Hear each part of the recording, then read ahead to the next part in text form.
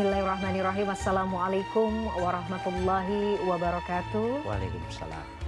Pemirsa gapai kemuliaan yang dirahmati Allah, setiap kata yang kita ucapkan tidak akan pernah hilang begitu saja.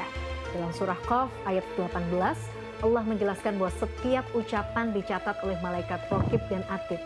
Lisan adalah cerminan hati dan sering menjadi sumber kebaikan atau malah menjadi petaka. Menjaga lisan berarti menjaga diri, menjaga harga diri, dan yang paling penting menjaga bekal untuk akhirat kita kelak. Pemirsa, selama 45 menit ke depan, insya Allah kita akan membahas sebuah tema yang mengingatkan kita akan pentingnya menjaga lisan sebagai bentuk tanggung jawab kita di hadapan Allah Ta'ala. Semoga kita semakin hati-hati dalam berkata dan menjadikan lisan sebagai sarana menuju ridho dan surganya. Amin ya robbal alamin. Seperti biasa, saya tidak sendirian, sudah hadir bersama saya di studio. Ada gurunda dan ayahanda kesayangan kita semua, Kiai Haji Haris Sakam. Assalamualaikum Ayah, Pak Kiai. Waalaikumsalam warahmatullahi wabarakatuh. Sehat? Sehat, alhamdulillah, afiat, rezekinya banyak. Amin, boleh dong dibagi rezekinya. Ya pemirsa ya, Masya Allah. Senang sekali melihat Pak Kiai senantiasa sehat. Amin, amin, amin. Pagi-pagi selalu bersemangat berbagi ilmu kepada kami semuanya. Mudah-mudahan senantiasa Allah jaga Pak Kiai, Allah jaga keluarganya Pak Kiai. Dan mudah-mudahan kita semua juga senantiasa bersemangat ya. Amin. Mencari ilmu dari Kiai Haji Haris Sakam. Amin ya robbal alamin. Nah, sebelum kita bahas Pak Kiai, saya juga ingin mengingatkan bagi Anda pemirsa yang juga memiliki pertanyaan, Anda bisa mengirimkan pertanyaan Anda berupa video melalui nomor WhatsApp yang tertera di layar kaca. Pembahasan kita Pak Kiai kali ini adalah tentang menjaga lisan, menjaga akhirat. Ya. Nah, dalam bahasan yang tadi disebutkan pada saat pembukaan atau mukadimah bahwa jangan manusia itu lengah, karena sesungguhnya setiap lisan yang keluar dari seorang manusia itu akan ada dua malaikat pengawas yang akan setia untuk mencatat. Ini kan artinya Allah menegaskan bahwa pada hakikatnya hati-hatilah dengan lisan. Karena lisan itu bisa membawa baik itu kebaikan ataupun sebaliknya membawa keburukan. Bagaimana kemudian kita memaknai, harus bagaimana ya kita seorang muslim? Apakah kita harusnya diam aja kemudian? Atau bagaimana kita harus menjaga lisan ini supaya memang hanya ridha Allah yang kita dapatkan? Tafadhol. Baik, bismillah, walhamdulillah, wassalatu wassalamu ala rasulillah, amma ba'du. Mbak Mila dan para pemirsa, ada yang berbeda dalam tubuh kita ini, dalam penciptaannya. Al-Quran mengatakan, wa khalaqa kulla syai'in azwaj. Allah menciptakan segala sesuatu itu berpasangan. Jadi dua mata, dua telinga, dua tangan, dua kaki, tapi lidah enggak, tidak berpasangan. Ada orang mengatakan kan bibirnya dua, ya. Apakah orang berbicara dengan bibirnya, gitu? Nah, sementara yang action itu, yang aktif itu adalah lidahnya, lisannya, maka kita menyebutnya kata lisan. Jadi dia satu saja sudah merepotkan, apalagi dua gitu loh. Dan ini juga menjadi isyarat bahwa manusia itu memang sebaiknya genap, jangan ganjil. Hanya Allah, jadi kalau innallaha witrun yuhibbul witra, Allah itu ganjil dan suka senang kepada yang ganjil.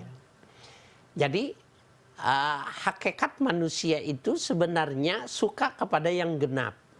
Ada perimbangan gitu. Ternyata memang bisa dibuktikan ketika lidah itu cuma satu, susah menjaganya gitu loh. Ya, walaupun fungsinya bisa baik dan buruk gitu. Tapi fungsinya, jadi dari lidah kita bisa mengambil pelajaran bahwa sebenarnya bagi manusia itu genap lebih bagus ketimbang ganjil.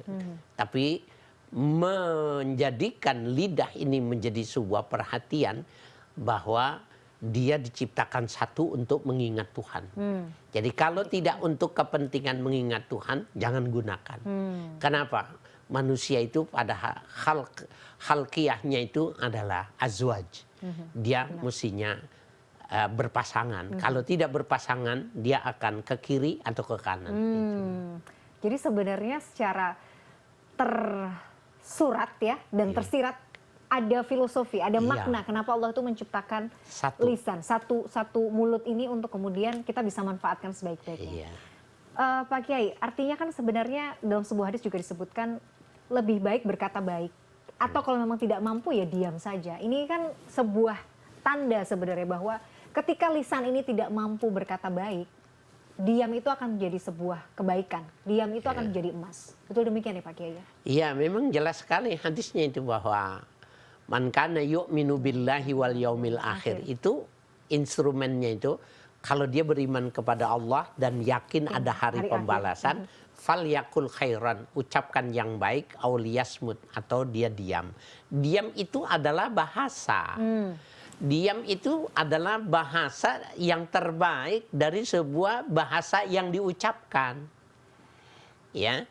Karena sesungguhnya bahasa yang diucapkan itu baik menurut orang yang mengucapkannya, tapi dia bisa berkalang tanah manakala dia salah memahami yang diucapkan.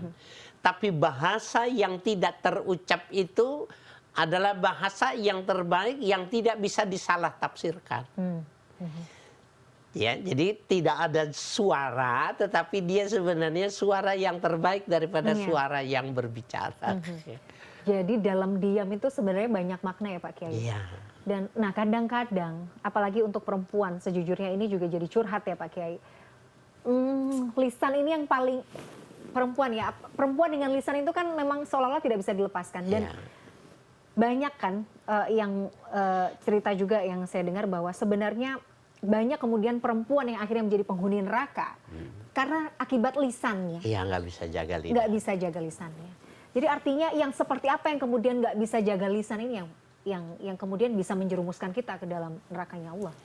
Ya, tadi kita tinggal mempertegas kalimat yang awal itu bahwa kalau dia paham bahwa secara anatomi itu semuanya dibikin genap kecuali lidah ganjil, jadi jangan gunakan kecuali kepentingan yang ganjil.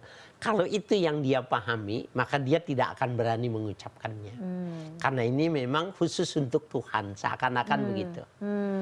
Nah, kan nggak mudah memahami pemahaman itu ya.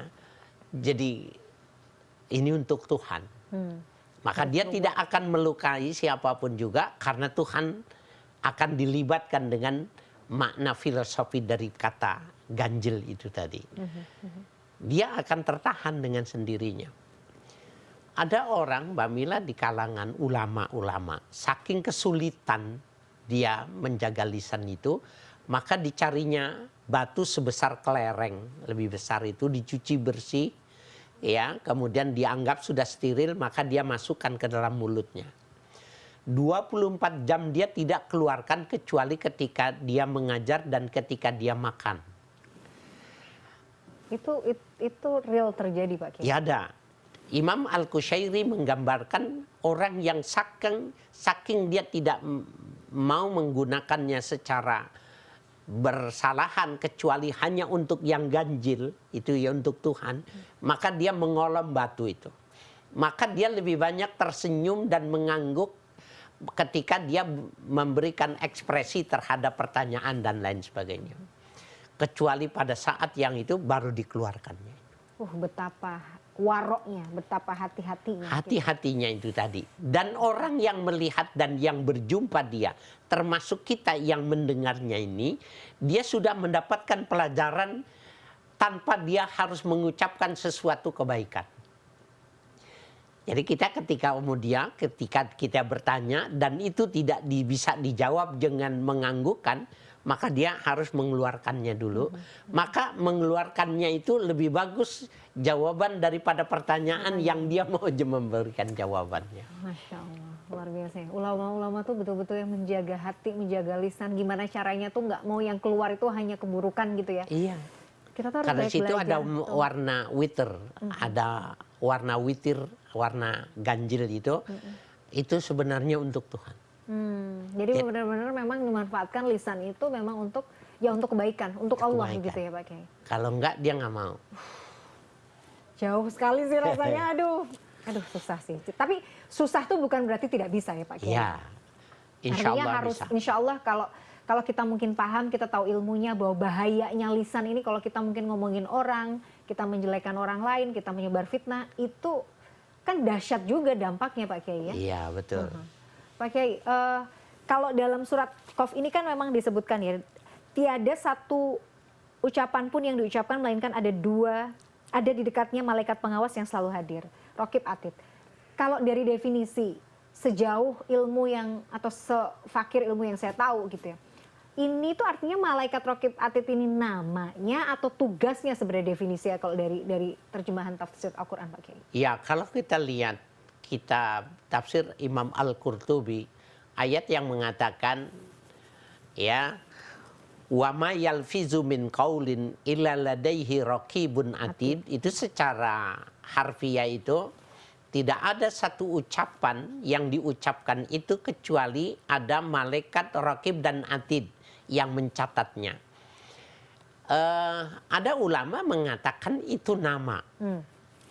Ya, nama dari malaikat yang di sebelah kanan raqib, yang sebelah kiri namanya atid. Tetapi ada ulama mengatakan, yang kedua mengatakan itu adalah profesi. Bukan namanya, tapi malaikat tugasnya, yang secara terus-menerus bertugas di sebelah kanan namanya raqib. Begitu juga yang sebelah kiri namanya atid. Apakah dia ada sistem aplusan umpamanya? Iya, sehingga kalau dia itu namanya nama profesi, maka pergantian malaikat itu dengan nama yang sama. Itu. Jadi job desk-nya gitu ya. Ya, dan yang ketiga mengatakan bahwa itu cuma nama dari sebuah tugas. Tetapi dia sebenarnya kiroman katibin. Yang sebelah kanan namanya kirom, yang satu namanya katibin. Gitu. Ini perbedaan dari sebuah nama, ya, pemahaman dari ayat yang ditafsirkan oleh ulama-ulama tafsir itu terjadi seperti itu. Jadi ada berbagai macam pendapat ulama ya, Pak Kiai, yang bisa menambah hasanah wawasan kita juga. Ini Masya Allah menarik sekali Pak Kiai, tapi kita harus jeda dulu. Nanti akan ada pertanyaan juga dari pemirsa Gapai yang tentunya siap untuk dijawab Pak Kiai. Kita jeda dulu. Pemirsa jangan kemana-mana, Gapai Kemuliaan masih akan kembali sesaat lagi. Tetaplah bersama kami.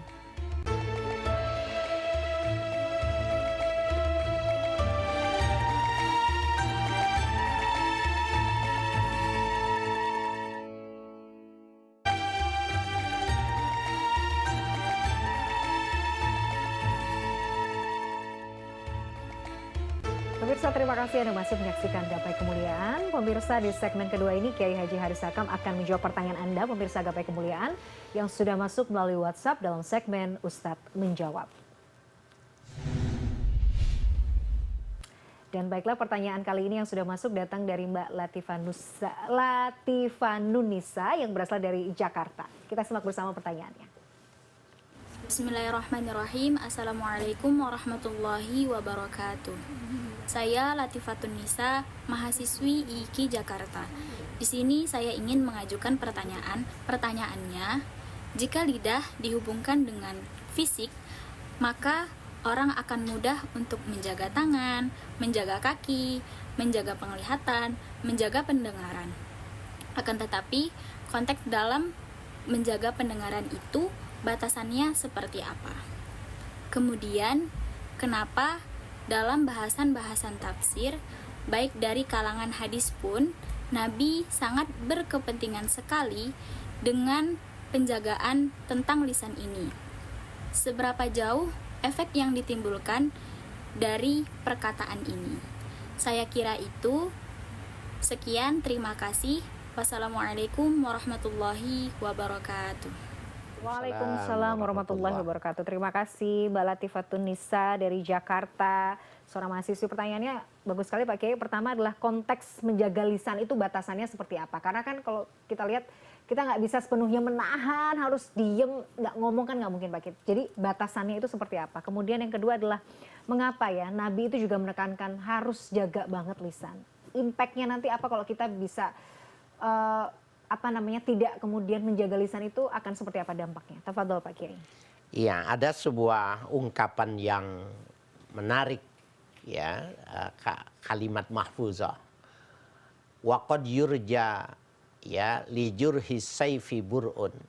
Sungguh masih bisa berpengharapan obat bagi lukanya pedang terhadap tubuh. Tetapi hendak kemana obat dicari bila lidah melukai hati. Jadi betapa memang lidah itu lebih tajam, lebih jahat. Ya, bila dia memberikan efek ya yang buruk bagi orang yang tidak suka.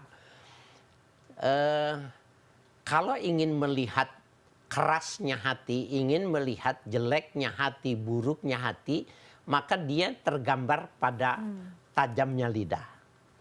Jadi kalau ingin melihat kemurahan seseorang, ya maka lihatlah di tangannya. Jadi orang ini murah hati atau tidak, orang ini dermawan atau tidak, maka kita bisa lihat dengan tangannya. Tapi kalau ingin melihat kerasnya hati seseorang, jahatnya seseorang itu, maka kita cukup aja berbicara dalam beberapa waktu kita sudah bisa mengatakan orang ini keras. Jadi hal yang menarik yang mesti kita pahami itu bahwa memang dia kelihatannya lunak, ya lisan itu, tetapi dia lebih tajam dari pedang, sehingga menjaganya jauh lebih sulit, tetapi pahalanya lebih besar. Begini maknanya, pahalanya lebih besar. Dulu kita pernah buat contoh sebenarnya untuk satu tema yang sudah kita bahas, bahwa zaman dulu itu wanita kalau dia kentut di depan suaminya, suaminya itu boleh menceraikan. Zaman dulu. Wah, apa kabar saya? Kalau hidup di zaman dulu maksudnya. Boleh diceraikan. Oh gitu Pak Kiai? Boleh. Karena dianggapnya sudah melebihi batas kesopanan, etik, ya? kesopanan gitu. Tetapi ada orang wanita yang mungkin makannya sesuatu dan lain sebagainya, ketika dia di hadapan warung belanja itu dia nggak bisa tahan, kemudian terkentut dia. Maka dia meyakini kalau lidah si penjual ini tadi berbicara, dua, dia tidak akan pernah mendapatkan jodoh, dan yang kedua, dia akan selamanya menjadi orang yang membujang.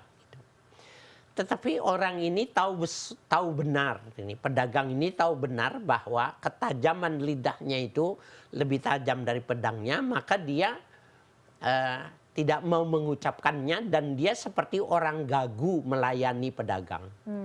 Dia layani dan dia ngerti memang, kemudian layani, tapi dia dengan bahasa isyarat dengan gagu itu.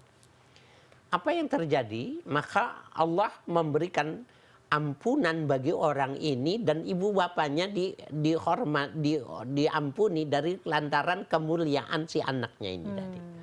Itu yang dibilang menjaga lidah itu bisa memberikan manfaat pengampunan terhadap dosa. Masya Allah. Jadi memang berat sekali. Jadi menahan tangan untuk tidak memukul, dengan menahan kaki untuk tidak menendang orang yang salah dan kita punya kemampuan, dengan menahan lidah itu susah, lebih berat. Ya, dan pahalanya tapi besar.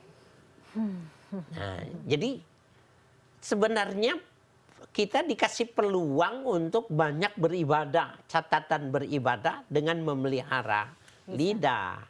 Jadi kalau ibadah yang dilakukan dengan fisik itu catatannya 1 kali 10, maka kalau kita menjaga lisan itu bisa jadi 1 kali 700. Pahalanya lebih besar menjaga lidah itu.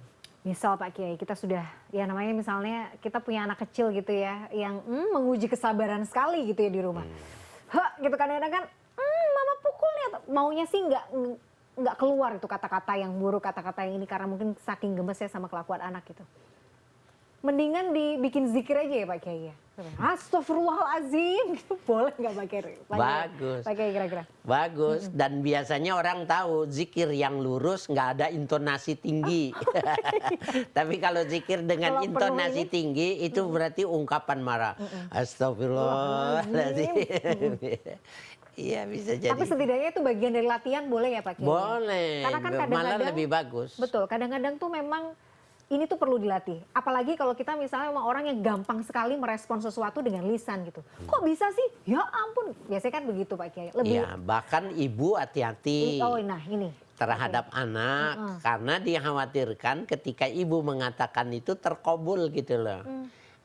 Ya, mengucapkan sesuatu kemudian diijabah maka berbahaya dan dia akan nyesal gitu. Padahal walaupun kita sebenarnya nggak punya niat ya karena itu kadang-kadang sekeluarnya aja gitu. Ya Gimana, makanya Pak? harus Hati-hati. dibiasakan yang Oke. terbagus. Ya, jadi raja memang kamu pantasnya jadi raja tidak tinggal di kampung seperti ini. Aduh, makanya pernah dengar ceritanya ibunya ini ya Syekh Sudais ya katanya katanya bandel waktu kecil ya, menumpahkan pasir di makanan yang akan disajikan ke tamu, menahan emosi bilang, kamu nih nanti gedenya jadi imam Masjidil Haram. Masya Allah, jadi kejadian. Jadi lebih baik dialihkan kepada sesuatu yang baik. Ya, tumpahkannya dengan cara membalik dari apa yang dia mau melakukan, yang dia ucapkan. Pertama, dia tidak beresiko apabila waktu itu waktu mustajabah. Yang kedua, dia berpahala karena dia mengucapkan sesuatu yang bermakna doa. Masya Allah, jadi bisa loh. Bahkan Allah tuh kasih cara ya. Misalnya kita lagi menggebu-gebu Pak Kiai, misalnya ngadepin anak kata, ya Allah ini gedenya jadi profesor gitu. Iya, Siapa tahu Allah kabulkan. iya. Kamu Profesor ini yang soleh. bisa membawa orang ke jalan kebaikan. Allah ya Rob. Walaupun sebenarnya hatinya juga gitu ya. Kan kalau dalam konsep Islam itu, setiap sesuatu yang tidak diucapkan maka dia bukan perbuatan. Sesuatu yang tidak diucapkan maka dia Dia bukan. tidak disebut sebuah kesalahan. Oke. Ya, itu. Nah, raqib dan atid itu, raqib dan atid dalam bahasa Al-Quran, kalau Nabi menyebutnya katib. Katib. Ya, jadi malaikat itu ada katibul yamin. Katib itu juru tulis. Juru tulis. Oh ya khotib. Iya, katib. Jadi dia katibul yamin, orang yang sekretaris yang ada di sebelah kanan. Wa katibul yasar, Yang ya, sebelah kiri. yang berada di sebelah kiri. Nah, apa hebatnya keduatan ini? Dia bilang katibul yamin aminun ala yasar. Pencatat di sebelah kanan itu dia lebih berdominan ketimbang yang di kiri. Ya, idza aznaba dzamban, apabila seseorang itu melakukan kesalahan, wa qala katibul yamin da'hu sa'atan. Kalau orang itu melakukan kebaikan ditulis, tapi melakukan kejelekan kata yang kanan jangan ditulis dulu. Da'hu sa'atan, tunggu beberapa saat. La'allahu yusabbi au yastaghfir. Barangkali habis ini dia bertasbih atau dia beristighfar. Masya Allah. Betul Allah. Ya. Minta rahmat ya Allah. Jadi kalau yang baik seketika itu langsung ditulis, tapi kalau yang buruk disuruh tunjuk, disuruh tunggu, ya beberapa saat itu. Kalau dibilang astagfirullahaladzim, ya udah nggak ditulis. Atau subhanallah. Nah, ibu yang mengatakan baik, padahal dia tidak suka terhadap anaknya, itu maknanya dia bertasbih. Jadi tidak mana subhanallah, Allah walhamdulillah wala ilaha illallah akbar, tidak semacam itu. Jadi ketika dia memuji nama Tuhannya dalam keadaan tau'an wa karhan, dalam keadaan senang dan dia terpaksa. Ya. Kan kalau orang mengatakan subhanallah, subhanallah, subhanallah, senang dia. Tapi bagaimana yaquluna qaulan au karhan, dia mengatakan dalam sukarela dan di dalam keadaan terpaksa, itu bobotnya nilainya berbeda. Masya Allah. Ya. Menarik sekali. Karena Pak. apa? Karena dia kalau menuruti perasaannya yang diucapkan Berat itu sebenarnya. ini gitu loh. Tapi dia nggak mau. Tapi dia nggak mau. Dia mengucapkannya. Dia menderajatkan Gimana dengan- yusabbihu billah. Yusabbihu. Dia sedang bertasbih kepada Pada Tuhannya. Walaupun redaksinya bukan subhanallah gitu loh. Masya Allah. Wah, ini menarik nih. Ini kan bisa kita praktekkan sehari-hari nih Pak Kiai. Bisa. Menarik sekali, tapi kita harus jeda dulu Pak Kiai. Nanti kita akan bahas tuntas lagi soal lisan ini karena penting sekali, apalagi kita sebagai orang tua ya, kita sebagai perempuan yang kadang-kadang mohon maaf sulit sekali mengontrol lisan ya. Nanti kita perlu lagi tips dan trik yang kita bisa lakukan untuk bisa menjaga lisan. Tentunya di segmen berikutnya kita akan kembali pemirsa setelah yang satu ini.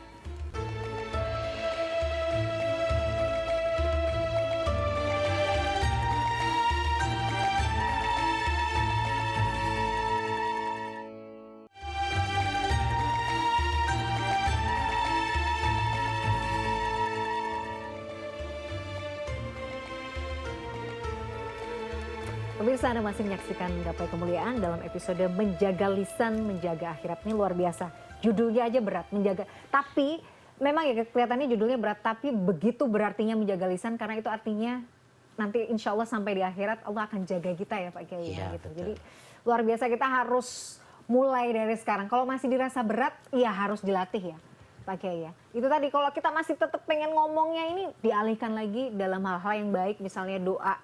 Yang keluar itu jangan sampai hal yang buruk ya. Doa misalnya. Ya, Mbak Mila, ada yang menarik tentang ini. Ayat yang menjelaskan ada 3 komponen anggota tubuh itu yang disebutkan itu secara berurutan. Inna sam'a wal basara wal fuad. Sesungguhnya pendengaran, penglihatan dan hati. Itu akan dimintai pertanggungjawabannya. Kullu ila ika kana anhu mas'ula. Tetapi yang menarik bahwa 3 penyebutan ini fungsinya berbeda. 2 yang pertama, inna sam'a wal basar, itu adaptif. Jadi ketika orang melihat sesuatu, ketika orang mendengar sesuatu, maka 2 anggota tubuh itu melakukan adaptif. Dia bisa mencuri, mengambil, mencontoh.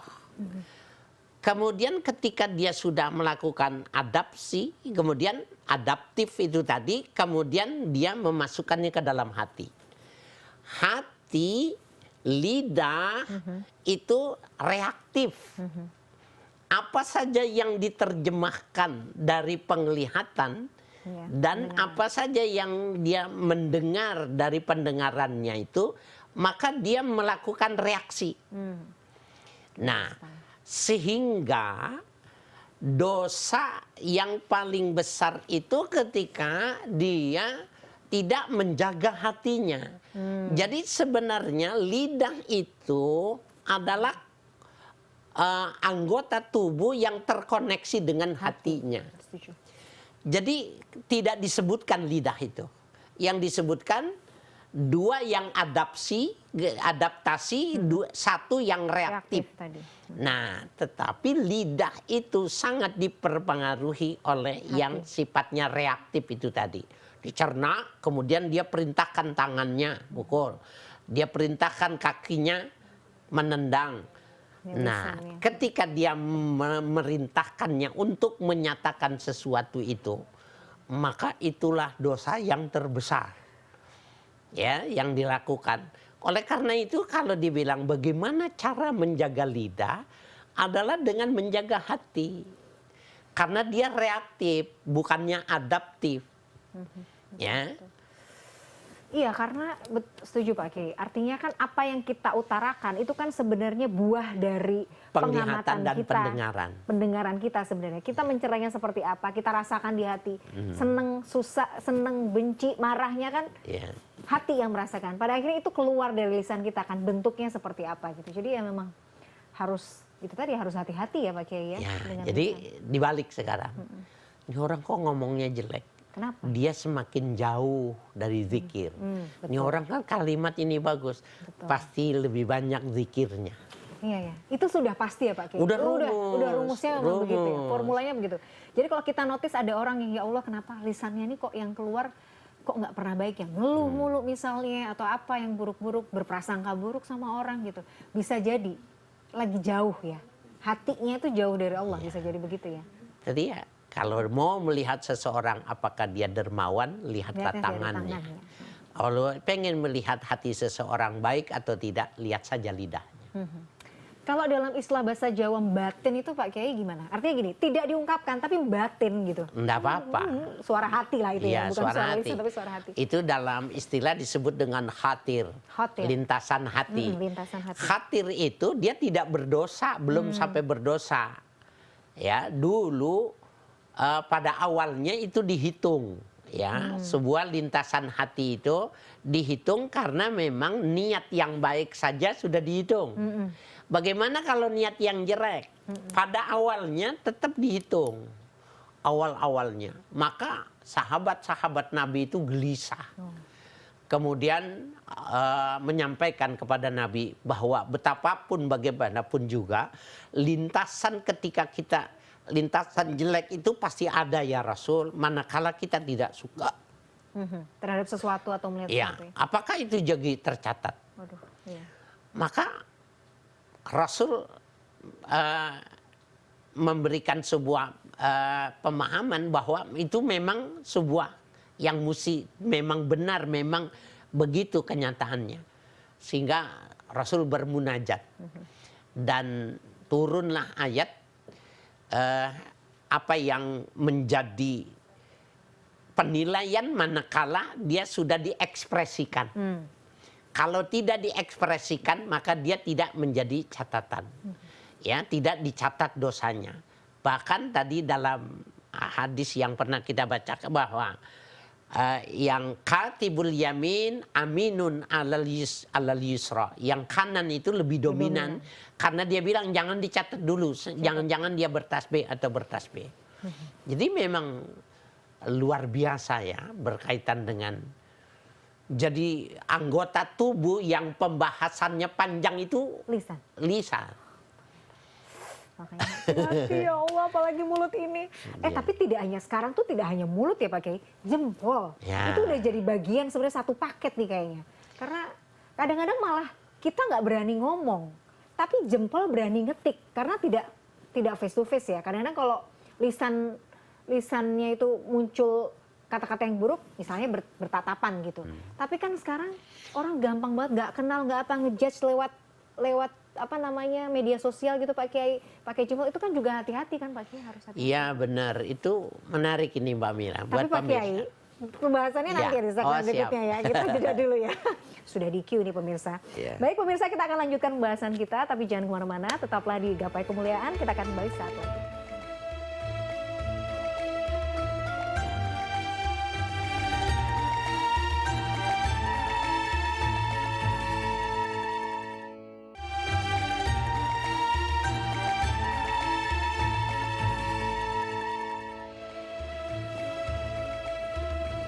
Pemirsa, terima kasih Anda masih menyaksikan Gapai Kemuliaan dalam episode Menjaga Lisan, Menjaga Akhirat. Pak Kiai, ini yang sangat relate dengan kehidupan kita sekarang-sekarang ini, dengan kemudahan kita bersosial media, kemudahan kita berinteraksi lewat dunia digital gitu ya Pak Kiai. Bahwa sekarang tuh rasa-rasanya tidak hanya menjaga lisan yang juga harus kita kuatkan, menjaga jempol nih kayaknya juga harus semakin juga mau nggak mau kita harus jaga juga, karena ternyata sekarang ketikan kita di media sosial ya, ketikan kita mengomentari kehidupan orang lain atau mungkin nauzubillah kita mengomentari aib orang lain itu jauh lebih tajam juga daripada lisan. Bagaimana pendapat Pak Kiai? Iya, sebenarnya informasi ayat itu dulu dengan sekarang itu kan ayat itu nggak berubah. Iya.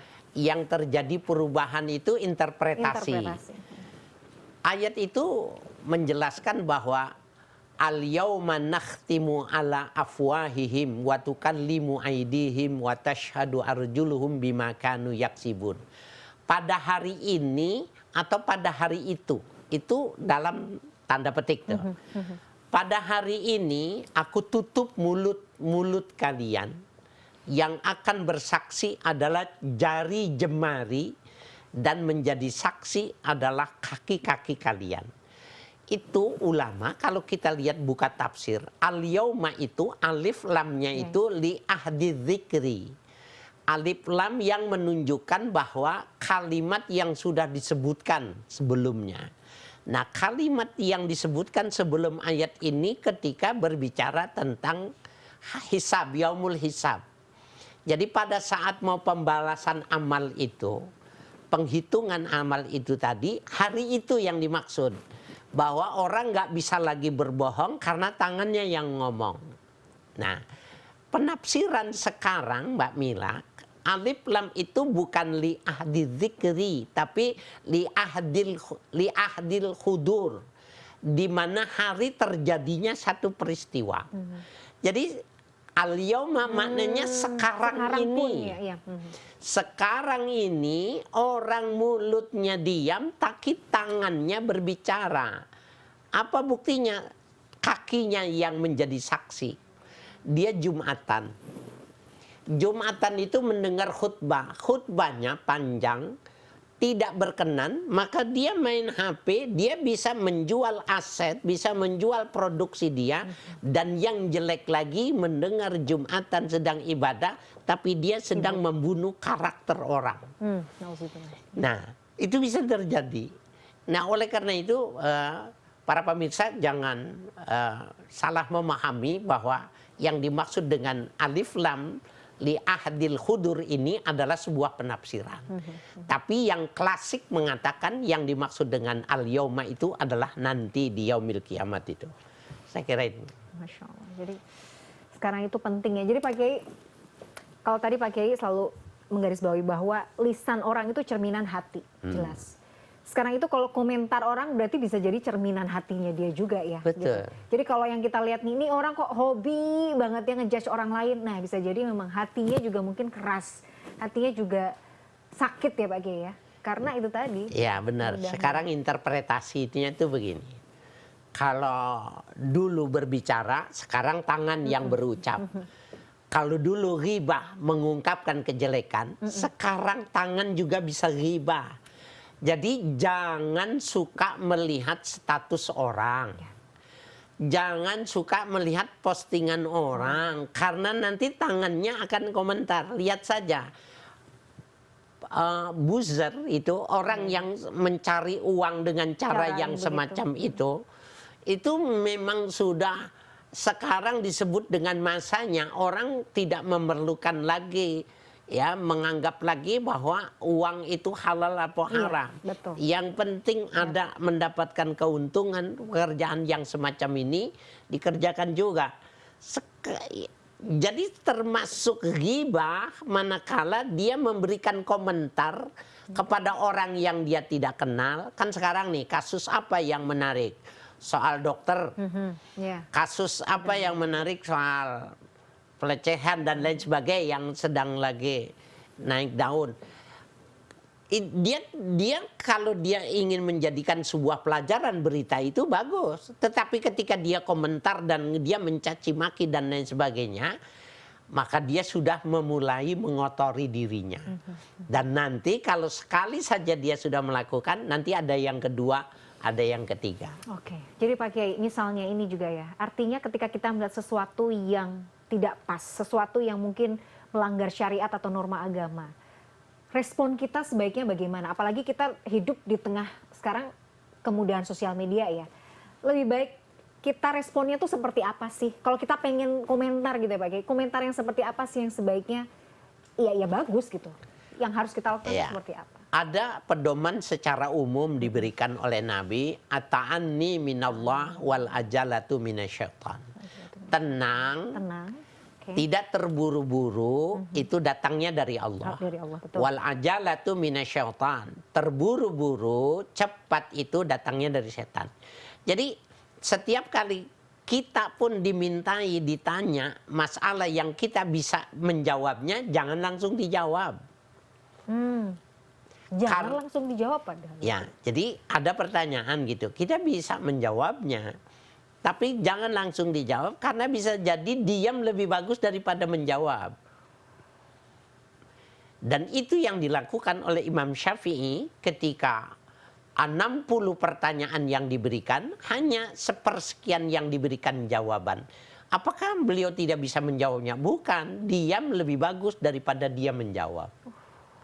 Nah, jadi kita jangan buru-buru melihat berita, jangan langsung reaktif gitu, jangan reaktif. Jangan reaktif.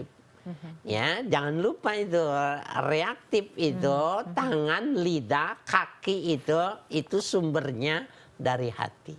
Oke. Jadi itu tadi, kalau kita nggak boleh reaktif itu artinya apa? Artinya kita renungi dulu, kita berpikir dulu, mengolah dulu. Jadi jangan langsung yang penting senggol bacok nih, komen apa kita langsung apa, jangan ya Pak. Olah pikir dulu. Olah dulu. Jadi itulah berarti sebenarnya Islam tuh mengajarkan kita untuk selain itu tadi ya, tidak gampang berkata yang buruk, tapi juga berpikir dulu. Iya.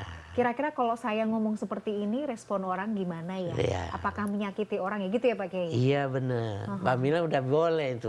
Udah boleh apa Pak Kiai? Apa itu memberikan contoh seperti itu. Belum ini. Karena tadi nyambung. Iya. Jadi ternyata oh iya ya. Kadang-kadang saya juga ada kalanya Pak Kiai, kita tuh pengen ngomentarin gitu misalnya, langsung reaktif. Tapi kadang-kadang saya terlalu ini nggak ya, ininya statement saya dihapus lagi ya. Itu tuh tanya begitu, ini setelah ditulis jangan langsung di-post. gitu misalnya. Kita tanya, bagusan di-share atau tidak? Oke. Maka itu hati kita akan mengatakan jangan. Tapi kalau kita tulis langsung, nah itu ajalah namanya. Jadi kalau kita manusiawi, kalau kita ingin berkomentar, selesai, tapi jangan ajalah. Bagusan dikirim atau tidak, pakai dia akan mengatakan jangan, maka kita hapus. Iya, jadi berpikir. Ya. Lagi belajar seperti itu sih Pak Kiai. Ya. Jadi dulu pas muda tuh reaktif dulu Pak Kiai. Apa-apa dikomentarin, apa-apa yang penting urat leher dulu gitu. Tapi sekarang kayaknya lebih ini ya, karena tahu gitu. Kadang-kadang kan bahkan statement kita pun ya, komentar kita pun yang niatnya kita baik Pak Kiai, itu ada loh, tapi orang yang salah juga mempersepsikan statement kita. Jadi daripada begitu mendingan kan nggak usah. Kadang-kadang saya berpikir seperti itu. Boleh nggak Pak Kiai begitu? Itu hikmah yang terdalam. Al-hikmatul aliyah, dia mengatakan sesuatu, tapi ketika dia khawatir nanti disalahpahami, maka dia diam. Maka diam lebih tinggi derajatnya daripada dia menjawab. Pak Kiai, sebagai penutup, singkat saja. Benang merah dari pembahasan kita kali ini tentang menjaga lisan, menjaga akhirat seperti apa? Bicara itu perak, tapi diam itu emas. Maka kita harus dahulukan yang lebih mahal. Ahamul aham, takdimul aham alal muhim. Mendahulukan yang terpenting dari yang penting. Masya Allah, luar biasa. Jazakallah khair. Ya, baik. Ayahandaku dan Pak Kiai, luar biasa. Terima kasih atas insight-nya yang luar biasa hari ini. Semoga Pak Kiai sehat ya Allah, jaga selalu Pak Kiai dan keluarga supaya sehat dan selalu bisa berbagi ilmu pada kita semua. Pemirsa, tidak terasa usai sudah perjumpaan kita dalam program Gapai Kemuliaan hari ini.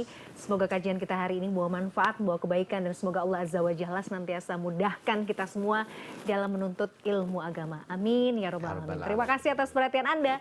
Saya Meladia Rahma dan juga Kiai Haji Harisa Kamundur Diri. Insya Allah kita akan jumpa lagi pada episode yang akan datang. Subhanakallahumma wa bihamdika asyhadu an la ilaha illa anta astaghfiruka wa atubu ilaik. Wassalamualaikum warahmatullahi wabarakatuh. Sampai jumpa. Terima kasih Pak Kiai. Ya.